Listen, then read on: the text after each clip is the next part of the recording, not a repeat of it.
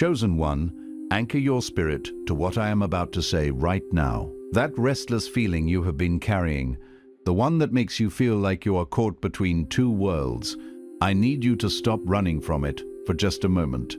The enemy is working overtime today for one reason and one reason only. He knows you are about to understand exactly what you did and why heaven went silent. It all shifts in the next few minutes. The confusion, the in-between, the sense that neither door feels right anymore. But here is what you need to hear clearly. The shift is not happening in spite of what you chose. It is happening because of it. Think back to the moment when the two paths were laid in front of you.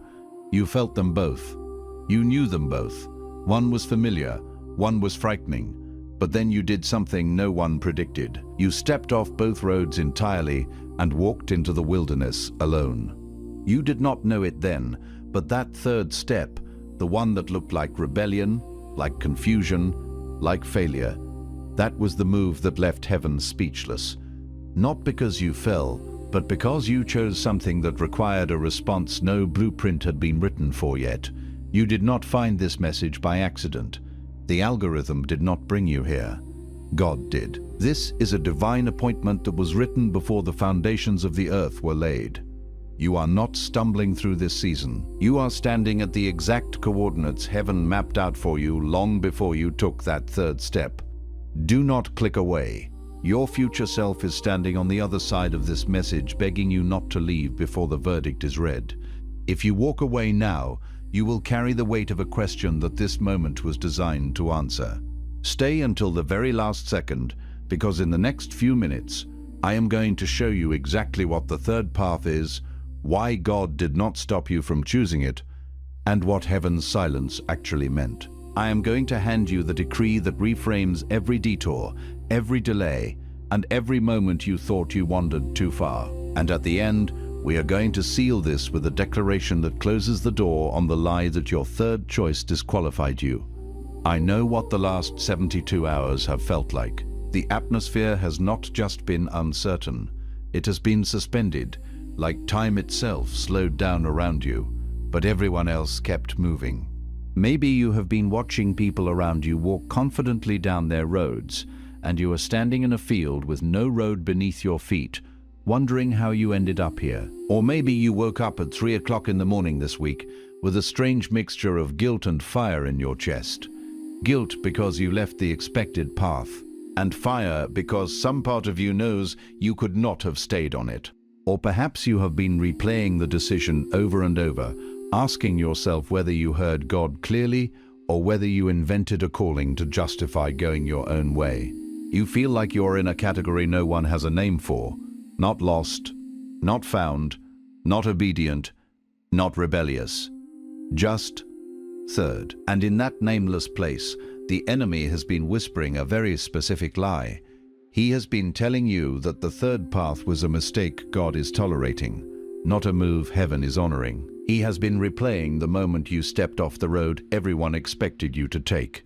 That moment when you said no to the opportunity that looked like the blessing. That moment when you walked away from the relationship that looked like the promise. That moment when you could not make yourself choose either option and you simply went silent and still. The accuser has been telling you that your inability to choose was weakness, that your departure from the expected route was pride, that God laid out two perfect paths, and you, in your arrogance or your fear or your confusion, rejected both of them, and now you are paying the price in this suspended, directionless wilderness. But I need you to hear what the scripture actually says about this moment.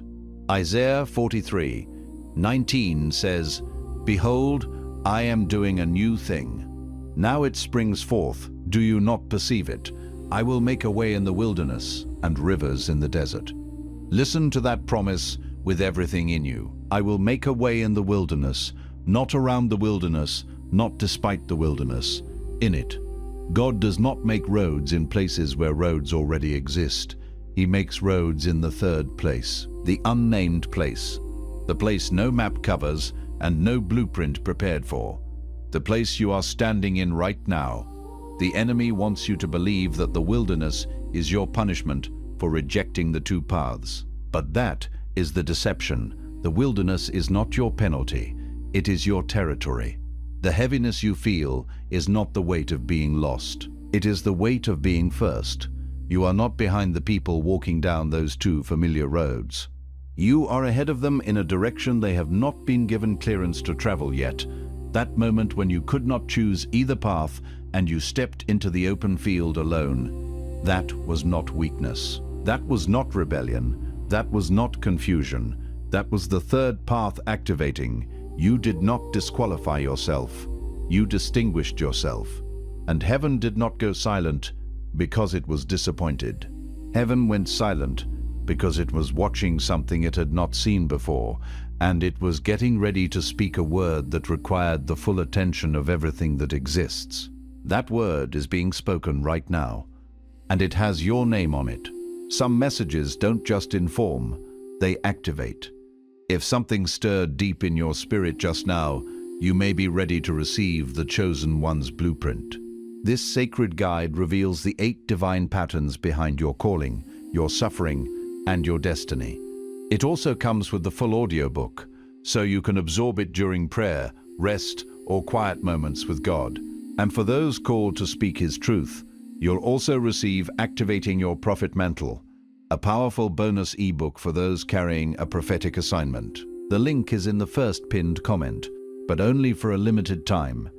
Now let's go deeper into what actually happened, because the third path wasn't chosen out of rebellion. That's what makes this so hard to see clearly. Rebellion is loud.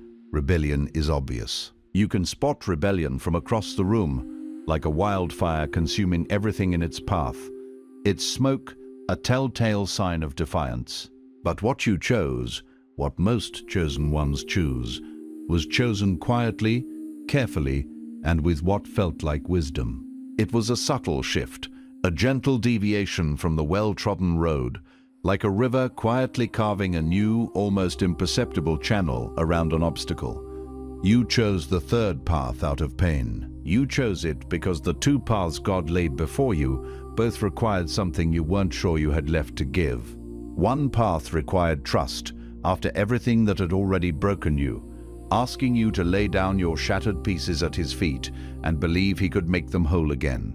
The other required obedience, when obedience had already cost you so much, demanding that you surrender your will when it felt like surrender had only led to deeper wounds. And so, without realizing it, you stepped sideways, not forward, marching with purpose into the unknown, not backward, retreating to the familiar safety of the past, sideways, into a direction that looked like movement, like progress, like adaptation, but was actually avoidance dressed in spiritual clothing, a gilded cage built from good intentions and misunderstood trials. And here's what made heaven pause. It wasn't anger. It wasn't disappointment in the way people imagine God being disappointed. Hands folded, head shaking, turning away, a cosmic parent whose child has failed to meet expectations. No, what made heaven go still was something closer to grief, a profound sorrow that emanated not from judgment, but from witnessing a beloved soul falter not from malice, but from weariness, because God had watched you survive things that were designed to destroy you. His strength, your unseen shield, against a storm that threatened to obliterate you. He had watched you hold on when the weight should have broken you completely. Your spirit a resilient reed bending but not snapping under the hurricane's force. He had already authored the next chapter of your story, a masterpiece waiting for its final strokes. And then He watched you, His chosen one, His prepared vessel, a finely tuned instrument ready to play a divine melody, reach for a solution He never offered, because the solutions He did offer required you to believe something about yourself you had stopped believing somewhere along the way, a vital chord you had forgotten how to strike. You had stopped believing you were worth the miracle. You had begun to doubt your own inherent value in His eyes, to feel that the divine intervention you so desperately craved was reserved for others, not for you. The one who had stumbled too many times, who had been broken too deeply. And that is the hidden root of the third path. Not doubt about God, not doubt about His power, the boundless ocean of his might. Not even doubt about his plan, the intricate tapestry he weaves with sovereign grace. The deepest wound beneath it all was that you had begun to wonder if you specifically were still someone he would move for, if your name was still on his active prayer list, if your situation was too tangled, too dire, for his intervention. You had seen him move for others. You had watched breakthroughs happen around you like sudden sunbeams piercing through heavy clouds, illuminating the lives of your brothers and sisters. You had celebrated what he did in other people's lives, rejoicing with them in their victories, while quietly, in the private chambers of your own heart, a secret chamber sealed with your deepest insecurities, you had started to wonder if you had somehow moved outside the reach of that same grace, if you had drifted into an uncharted territory where his mercy no longer extended. And so the third path felt safer than hoping again, like choosing a predictable, albeit less fulfilling destination over the exhilarating uncertainty of a divine expedition. It felt wiser than believing again, like opting for a comfortable shoe that fit perfectly, even if it wasn't the one designed for the epic journey ahead. It felt like the responsible thing, to stop waiting on something that hadn't come yet, to cease the agonizing vigil and start building something you could control, something tangible that answered to your own hands, not to the mysteries of divine timing. But here's where it goes deeper, and this is the part most people never hear, the subtle whisper beneath the clamor of earthly achievement. The thing you built on the third path wasn't wrong in itself. Some of it was even good, like a beautifully crafted instrument that produces pleasant music. Some of it was even blessed, carrying a faint echo of divine favor.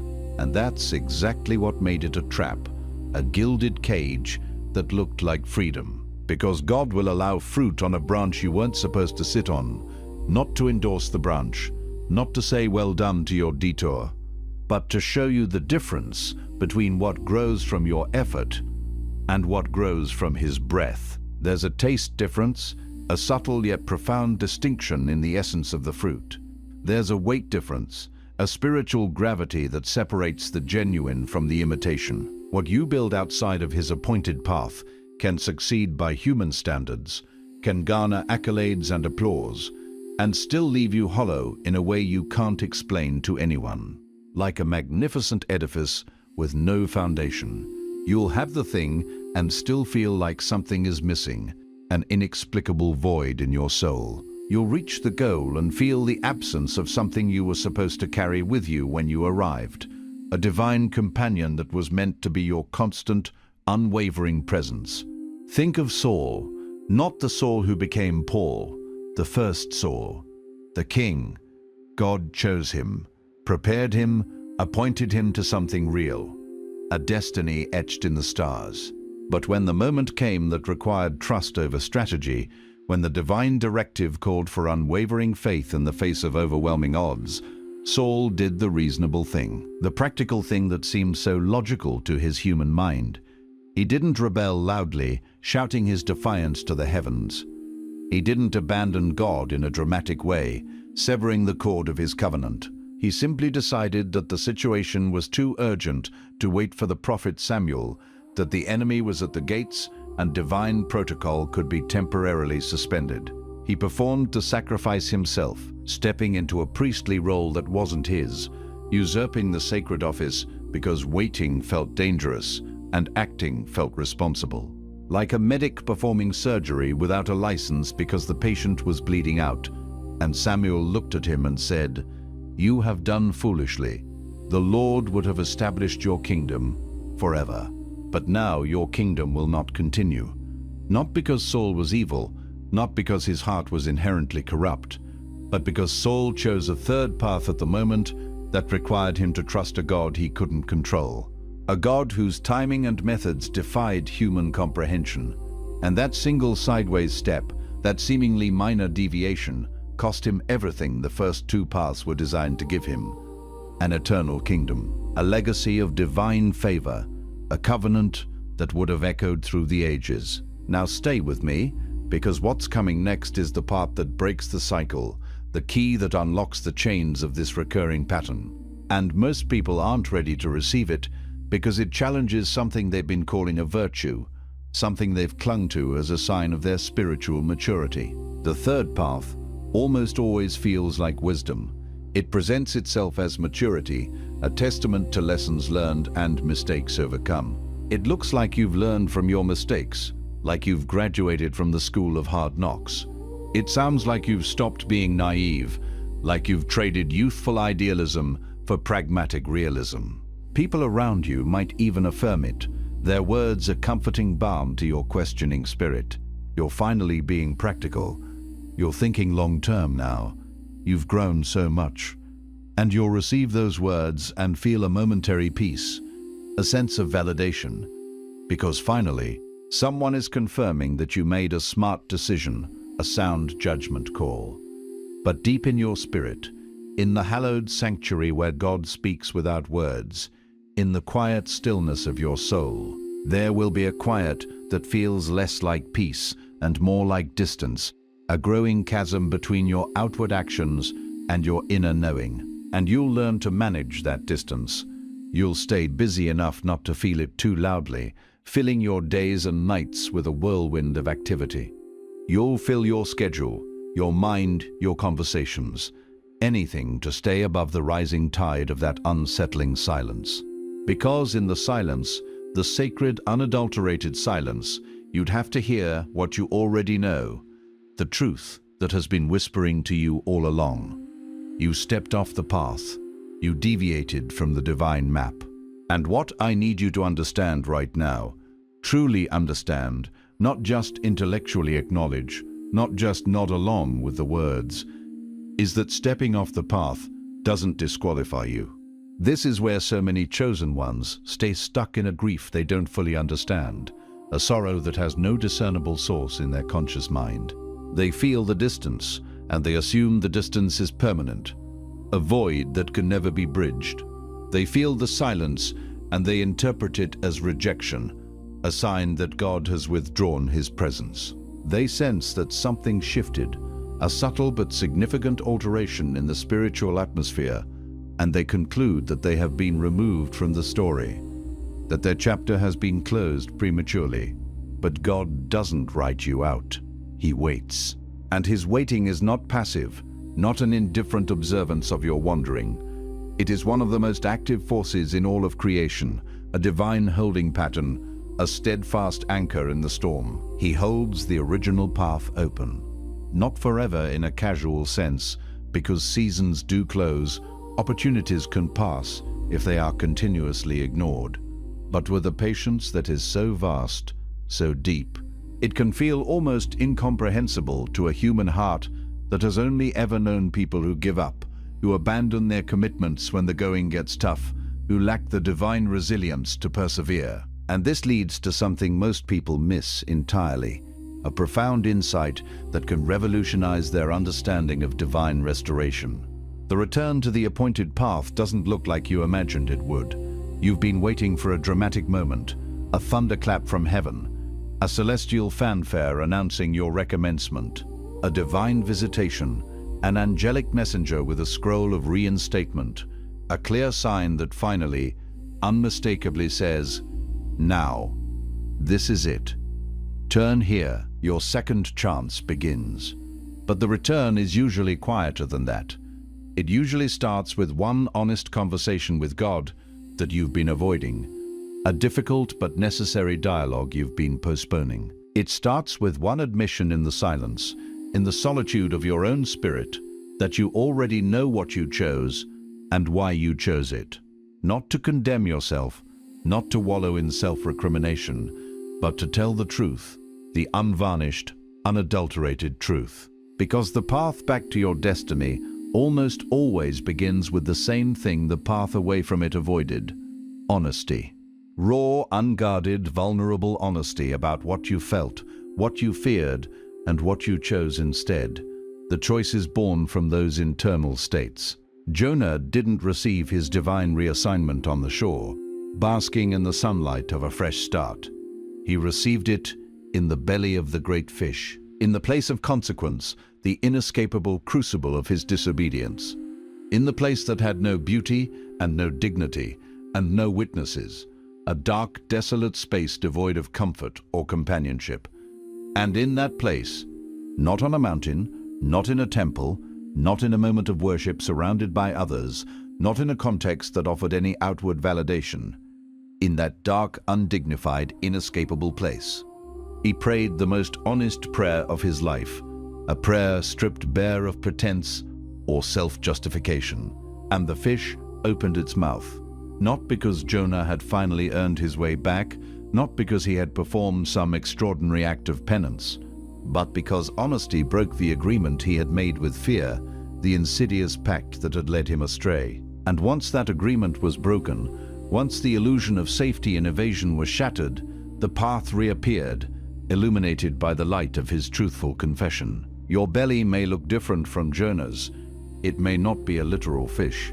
It may look like a relationship that ran its course, a partnership that dissolved under the weight of unmet expectations, a business that didn't become what you said it would, a dream deferred and left in ruins, a season of emptiness that followed a season of striving, a period of profound quietude after relentless effort. A moment where the thing you built on the third path finally revealed how much it cost you to build it, not just in terms of time and energy, but in terms of your soul's peace and connection to the divine. But if you're in that belly right now, if you're in that place of quiet consequence, that space of reckoning, understand that you are not being punished into irrelevance, that this is not the end of your story. You are being positioned back toward purpose, a divine recalibration, a gentle but firm redirection toward the life he always intended for you. But wait, because before you move forward, before you take that first step back onto the appointed path,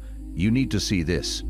There's a layer beneath even that, a foundational truth that will surprise you most, a revelation that recontextualizes your entire journey. The reason the third path felt available to you, the reason it even appeared as an option, a viable alternative, is because of something God actually placed in you. Your ability to find a way where there seems to be no way, your innate capacity for ingenuity, your capacity to create, to build, to problem solve, to navigate the complexities of life with skill and resourcefulness. These are not weaknesses, not flaws to be hidden or overcome. These are gifts, divine gifts, imbued within your very being. Gifts he wired into you before you were born, blueprints etched into your spiritual DNA. But gifts, when they are not submitted to the giver, when they are wielded independently of his will and his timing, become the most sophisticated instruments of self-sabotage that exist.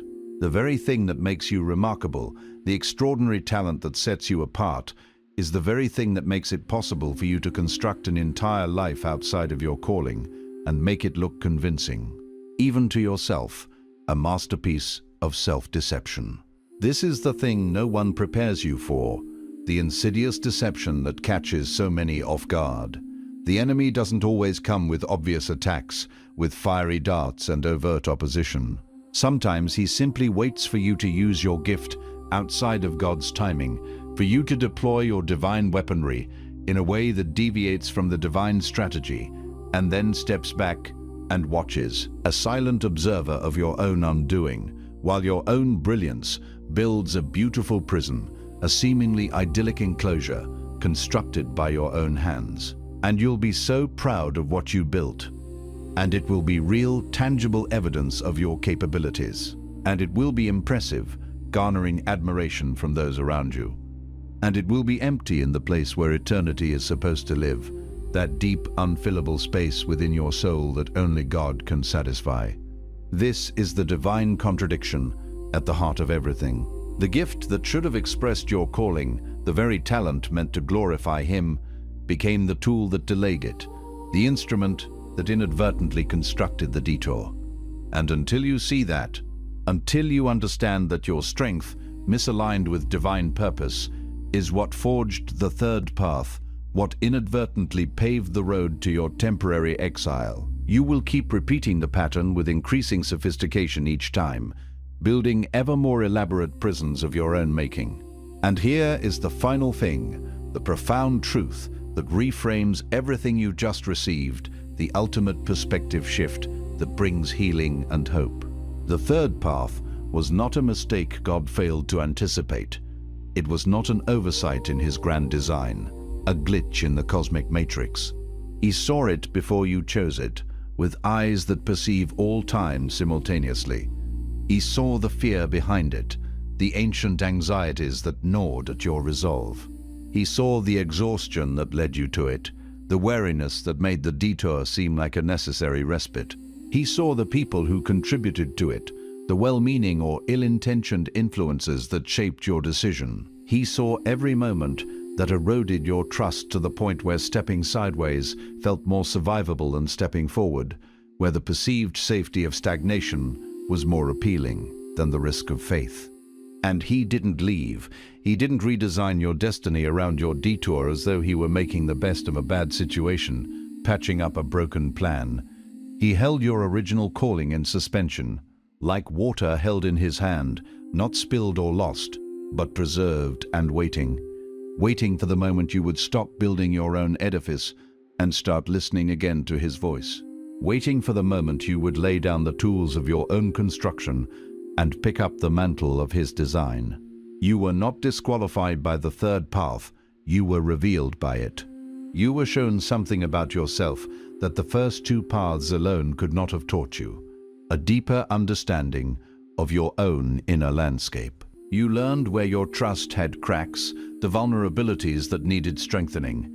You learned what fear sounds like when it speaks in the language of wisdom, its deceptive allure. You learned what your gift does when it operates without surrender, its potential for misguided power.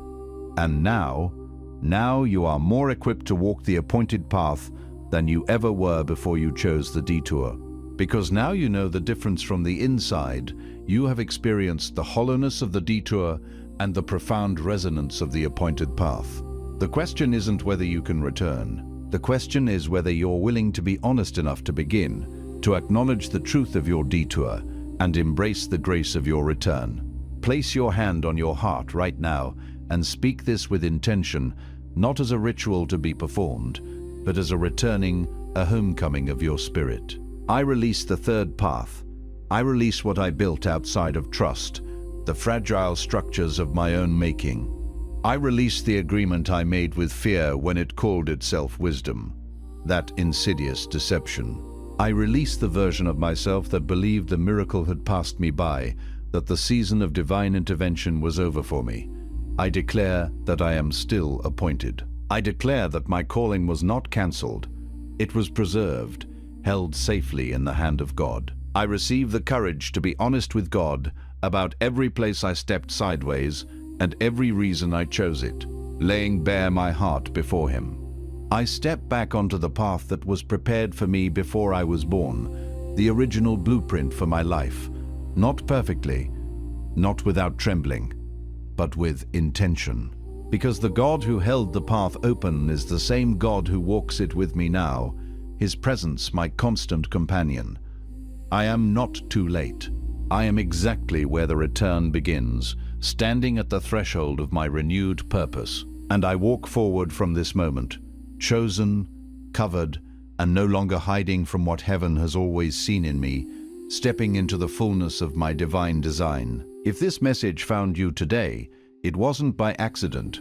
It was a divine appointment. Share it with someone who needs to hear that the path is still open, that forgiveness and restoration are always within reach. And if you're ready to go deeper, to fully embrace the blueprint for your divine destiny, everything you need is waiting for you in the first pinned comment below. The link is in the first pinned comment, but only for a limited time.